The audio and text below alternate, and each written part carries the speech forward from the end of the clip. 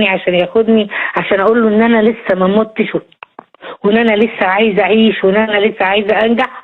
ده بالظبط ده الترجمه الحقيقيه للي انا جايه منه، جايه من كل كلام لذيذ حلو في سبورت ليا، لكن في بس مش دلوقتي، بس استني لما مش عارف ايه، بس لسه مش دلوقتي، انت مش جاهزه، بس مش عارف ايه. لما لقيت الدنيا كلها خايفين عليا وفي نفس الوقت بيقولوا لي مش دلوقتي، انا عنيده جدا. ايوه انا عنيده جدا. عارف. لا دلوقتي، لا دلوقتي. وزي ما انا هطلع، زي ما انا ما فيش حاجه يعني تعبني كشكل مثلا ان انا ممكن اكون زدت شويه، الكلام الفاضي ده.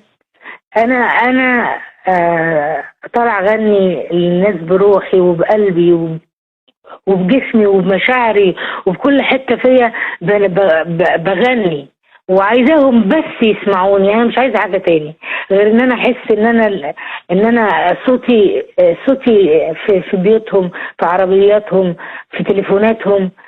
انا محتاجه اتدفى قوي انا كنت حاسه اني سقعانه ولا زلت سقعانه، بس انا كويسه جدا نفسيا، يعني الحمد لله الحمد لله.